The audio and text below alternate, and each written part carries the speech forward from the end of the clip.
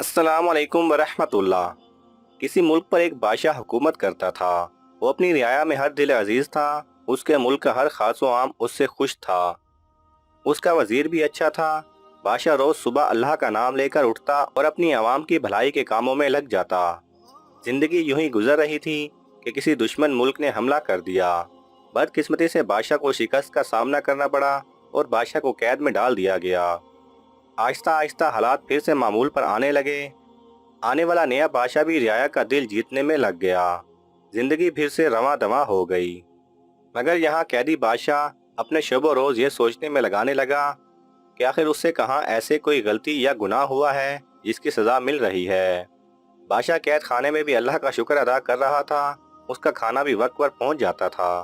लेकिन जब दोपहर के खाने का वक्त होता तो उसको शाही चावलों की खुशबू आने लगती। वो सोचता शायद आज उसके लिए शाही खाना आने वाला है। मगर खाना आता तो वही कैदियों वाला। वो समझ नहीं पाता था कि आखिर ये खुशबू कहाँ से आती है। बादशाह को कैद में अब काफी अरसा होने को था। एक दिन बादशाह को सुबह का खाना ना दिया गया और दोपहर का खाना भी उसके मुकर्ररा वक्त पर ना पहुंचा। अब बादशाह को भूख सताने लगी कि अचानक उसको वही शाही चावलों की खुशबू आने लगी।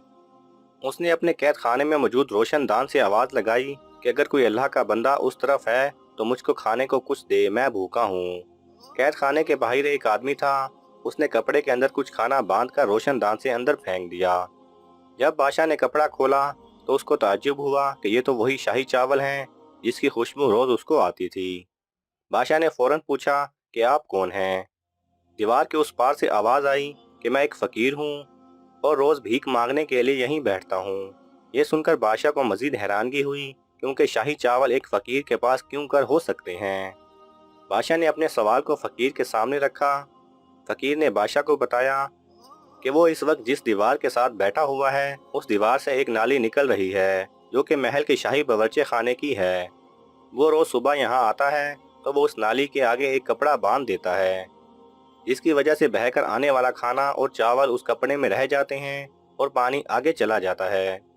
फिर वो इस खाने को घर ले जाता है। उसमें से चावल अलग करके उनको धोता है और चावलों को सुखाकर जमा कर लेता है। और इसी तरह से उसने काफ़ी चावल जमा कर रखे हैं। मगर अब वो ये खाना और जमा नहीं कर पा रहा क्योंकि ये खाना तो उसने पहले हुक्मरान की हुकूमत में जमा किया था। उस फकीर ने निहायत अफसोस के साथ बताया कि शायद अब का बादशाह अपने मुलाजिमीन को खाना फेंकने नहीं देता होगा। ये सुनते ही बादशाह समझ गया कि आखिर उसको किस गुनाह की सज़ा मिली है। फकीर जब अपनी बात कह चुका तो उसने बादशाह से पूछा कि वो कौन है और कैद खाने में क्यों कर है।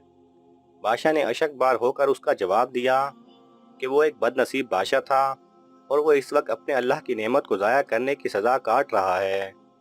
अल्लाह की नेमत सिर्फ अनाज ही नहीं है बल्कि हर वो हलाल चीज़ है जिसके इस्तेमाल से हमको सुकून फराहम होता है। हवा, पानी, मकान, कपड़ा, पेट्रोल, गैस और बिजली, ये सब हमारे अल्लाह की नेमतें हैं। जो चीज़ आपके काबिल इस्तेमाल ना हो आप उसको अपने किसी ज़रूरतमंद भाई बहन को दे दें। अगर आपको ये वीडियो पसंद आए तो इसे लाइक और शेयर कीजिए।